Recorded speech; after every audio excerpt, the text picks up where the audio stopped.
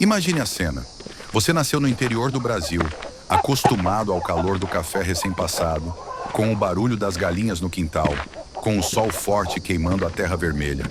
De repente, é lançado a milhares de quilômetros de casa, em um dos invernos mais brutais da Europa. O chão está congelado, os dedos das mãos doem dentro das luvas finas, e cada respiração queima os pulmões, como se engolisse lâminas de gelo. O cheiro da pólvora está impregnado no ar, misturado ao da lama e ao suor de homens exaustos. Era assim que os pracinhas, soldados da Força Expedicionária Brasileira, viveram, entre montanhas nevadas, em abrigos improvisados, lutando contra um inimigo que dominava a guerra há anos. Mas havia algo além da batalha, algo que poucos ousavam comentar em voz alta. Luzes que surgiam de repente no céu, esferas silenciosas que pairavam sobre trincheiras, como se observassem cada movimento. Objetos que se moviam rápido demais para serem aviões, mas lentos demais para serem estrelas cadentes. Alguns soldados riam nervosos, dizendo que era a imaginação pregando peças em meio à fome e ao frio. Outros ficavam em silêncio, preferindo não questionar o inexplicável. Mas a pergunta ecoava, mesmo que ninguém tivesse coragem de verbalizá-la. Seriam apenas ilusões da fadiga da guerra? Experimentos secretos do inimigo? Ou algo que não vinha deste mundo? Antes de marchar na neve da Itália, o Brasil precisou decidir se entraria de fato na guerra. Durante anos, o país tentou se manter neutro, equilibrando pressões dos aliados e do eixo. Mas em agosto de 1942, a neutralidade acabou. Submarinos alemães, os temidos U-Boot, começaram a caçar navios mercantes brasileiros no Atlântico. Em apenas algumas semanas, dezenas de embarcações foram torpedeadas. Mais de 600 civis morreram em alto mar. Marinheiros, trabalhadores, famílias inteiras que nada tinham a ver com o conflito europeu. A comoção foi imediata. No Rio de Janeiro, multidões foram às ruas, gritando contra o nazismo, exigindo reação. No dia 22 de agosto de 1942, o Brasil declarou guerra oficialmente ao eixo. Pela primeira vez, uma nação sul-americana enviaria tropas para lutar na Europa. E assim nasceu a Força Expedicionária Brasileira, um contingente de cerca de 25 mil homens, escolhidos a dedo em diferentes regiões do país. Muitos eram jovens de 18, 19 anos. Rapazes que até então tinham como maiores desafios o trabalho na lavoura, a rotina do comércio ou o serviço público em pequenas cidades. Agora, seriam enviados para enfrentar tanques Panzer, metralhadoras MG-42 e o frio implacável das montanhas italianas. A formação da FEB foi um desafio logístico. Treinamentos acelerados, uniformes adaptados às pressas, fardas que muitas vezes não suportavam o inverno europeu. Muitos soldados, acostumados a lutar contra o calor tropical, precisaram aprender a marchar sobre a neve, a cavar trincheiras congeladas e a manter as armas funcionando mesmo com a umidade que corroía o metal. A travessia até a Itália foi outro teste de coragem. Embarcados em navios apertados, milhares de soldados enfrentaram semanas de viagem. O medo constante era o ataque dos submarinos inimigos. Cada barulho estranho no casco fazia os homens prenderem a respiração. Muitos dormiam já vestidos, prontos para correr caso um torpedo atingisse o navio. Alguns pracinhas escreveram cartas contando que olhavam o mar todas as noites, procurando rastros de bolhas que indicassem um submarino. Outros relataram que o simples barulho das ondas contra o casco os fazia imaginar a explosão iminente. E quando finalmente chegaram à Itália, perceberam que o verdadeiro inferno ainda estava por vir. O frio era cortante. As casas destruídas pela guerra pareciam fantasmas no horizonte. E as montanhas, cobertas de neve, seriam palco de uma luta brutal que marcaria para sempre a memória do Brasil. Ao chegar à Itália, os brasileiros descobriram que a guerra era muito mais do que os jornais descreviam. Não eram apenas linhas no mapa, mas montanhas cobertas de neve, vilarejos em ruínas e inimigos escondidos atrás de cada pedra. A FEB foi incorporada ao 5º Exército dos Estados Unidos, comandado pelo general Mark Clark. A partir de setembro de 1944, os pracinhas se viram lançados em uma campanha cruel. A conquista da chamada Linha Gótica, uma fortificação alemã que cortava a Itália de costa a costa. Entre as batalhas travadas, nenhuma ficou tão marcada quanto Monte Castelo. O objetivo parecia simples: tomar a montanha. Mas o terreno era traiçoeiro. As encostas eram íngremes e os alemães estavam fortemente entrincheirados no topo. A cada tentativa de avanço, metralhadoras varriam as encostas com fogo cerrado, enquanto artilharia pesada explodia ao redor. Foram necessárias 4 ofensivas até que Monte Castelo finalmente caísse. As primeiras tentativas, em novembro e dezembro de 1944, resultaram em fracasso e em pesadas baixas. Homens caíam na neve sem sequer ver o inimigo. A cada noite, o frio congelava botas, armas e até as lágrimas. Mas em 21 de fevereiro de 1945, após semanas de preparação, a FEB conseguiu o impossível. Com apoio de artilharia americana e da própria persistência dos pracinhas, Monte Castelo foi conquistado.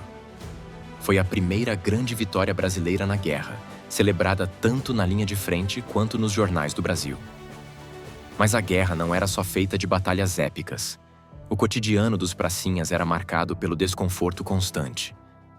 A comida vinha de ração enlatada, muitas vezes fria. A água era escassa. E o frio era um inimigo invisível, capaz de causar doenças e até congelar dedos e pés. Alguns soldados improvisaram, tentando cozinhar feijão em latas ou usando jornais para reforçar os uniformes. Outros buscavam conforto nas cartas que recebiam de casa. As cartas eram tesouros. Eram lidas e relidas à luz de lanternas fracas, como se as palavras de uma mãe, de uma esposa ou de um filho fossem a única defesa contra a solidão da guerra.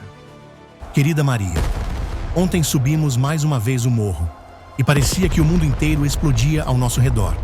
Vi amigos caírem ao meu lado e a cada passo o chão tremia. À noite, quando o silêncio voltou, fiquei olhando para o céu. Não havia estrelas, mas uma luz que não se movia como um avião. Ficou ali, parada, até desaparecer de repente. Alguns disseram que era só imaginação. Eu não sei. Só sei que rezei como nunca antes. Relatos como esse se misturam às memórias oficiais da FEB. Enquanto os livros falam de vitórias e derrotas, os soldados guardaram lembranças de noites em que sentiram estar sendo observados por algo que não era humano, em meio à maior tragédia da história. E essas histórias tinham sempre o mesmo ponto de partida: luzes. Luzes que surgiam de repente no céu. Luzes que se moviam de formas impossíveis, que paravam no ar como se desafiassem a gravidade. Luzes que, ao contrário dos aviões alemães, não faziam barulho algum. Os pracinhas descreviam clarões silenciosos que pairavam sobre trincheiras. Alguns afirmavam que essas luzes seguiam os comboios durante a noite, como se os escoltassem ou vigiassem. Outros diziam que surgiam durante os combates, em meio ao barulho ensurdecedor de tiros e explosões, e que, de repente, o céu parecia observar os homens que lutavam na terra. Não era apenas o Brasil. Pilotos aliados, americanos, ingleses e franceses também relataram fenômenos semelhantes. Eles chamaram essas esferas de Foo Fighters. Segundo relatórios, eram objetos circulares, incandescentes, que acompanhavam aviões em manobras rápidas, mas sem nunca atacar. Para alguns, eram armas secretas nazistas, mas para os que as viram, era algo que não se encaixava em nenhuma explicação terrestre. Histórias como essa não são fáceis de confirmar. Muitas ficaram restritas às memórias pessoais. Outras desapareceram junto com os homens que nunca voltaram. Mas o padrão é intrigante.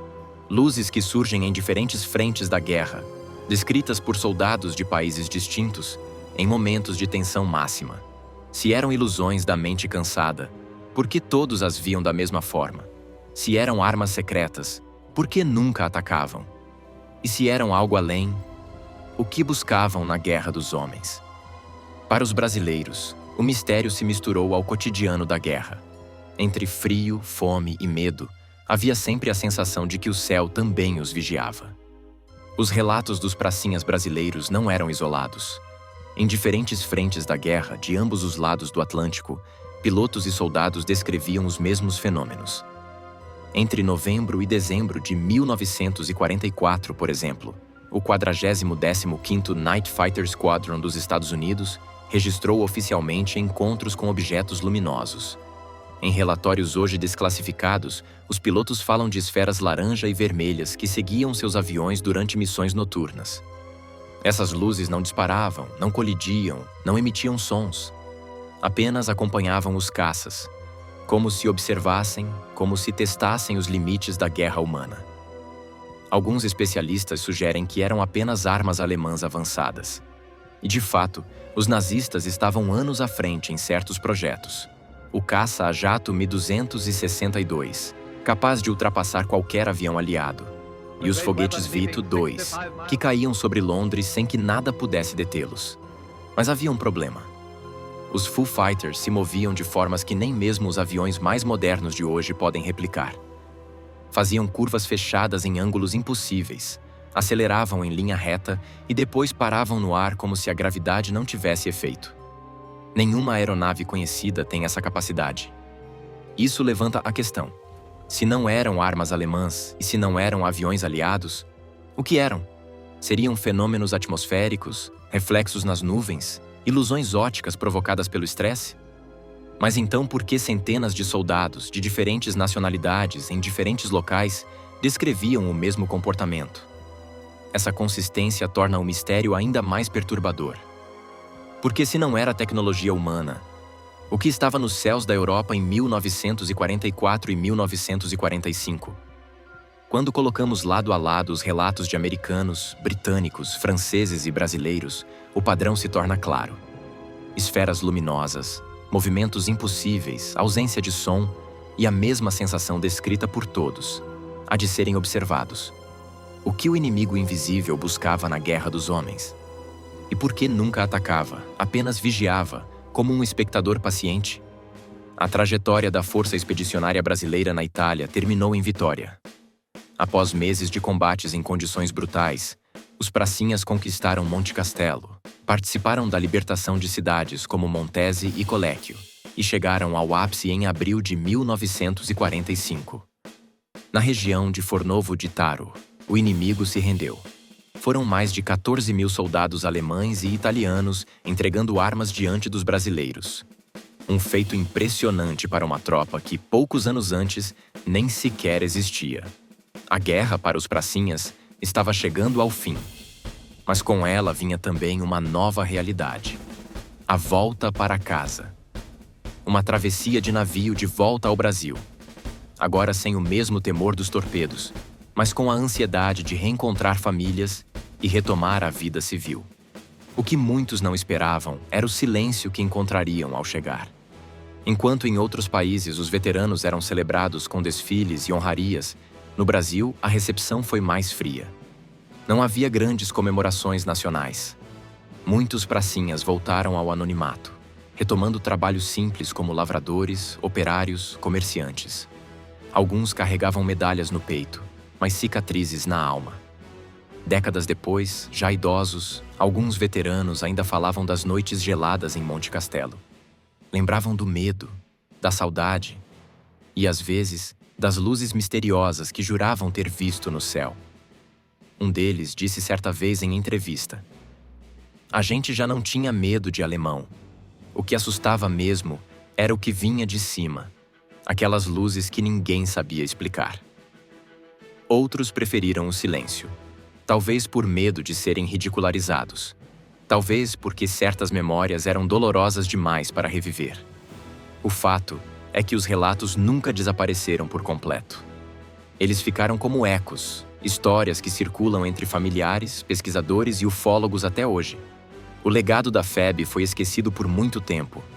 Mas entre os arquivos oficiais e as memórias escondidas, há algo que permanece vivo. A sensação de que, durante a Segunda Guerra, os soldados brasileiros não lutaram apenas contra homens, mas também foram observados por algo que não se parecia em nada com o inimigo que esperavam enfrentar. De um lado, há os fatos históricos incontestáveis. Jovens brasileiros que cruzaram o Atlântico, enfrentaram frio, fome e inimigos poderosos e que saíram vitoriosos em batalhas que mudaram o destino da guerra. Do outro, há os relatos pessoais, mais difíceis de catalogar, mas impossíveis de ignorar. Clarões misteriosos, esferas silenciosas pairando no céu. A estranha sensação de estar sendo observado, como se a guerra dos homens fosse apenas um espetáculo para olhos desconhecidos. Talvez tenha sido apenas o cansaço extremo, talvez alucinações causadas pela fome, pelo medo, pela fadiga. Talvez experimentos secretos que nunca vieram à tona. Mas e se não? E se os pracinhas brasileiros, assim como pilotos aliados, realmente testemunharam algo que não era humano? Se a guerra serviu não só como palco de batalhas, mas também como campo de observação para inteligências que seguiam cada movimento, sem nunca intervir diretamente. O legado da FEB vai muito além de vitórias militares. É a lembrança de coragem em um cenário de horror e também a lembrança de perguntas que até hoje continuam sem resposta. E esses mistérios não pararam na Itália. 2 anos após o fim da guerra, uma das maiores expedições militares da história foi enviada ao lugar mais inóspito do planeta, a Antártida. Oficialmente era apenas um exercício, mas documentos e depoimentos sugerem outra coisa. No próximo episódio, vamos até o fim do mundo investigar a Operação High Jump e o que os americanos realmente encontraram sob o gelo eterno. Agora é a sua vez.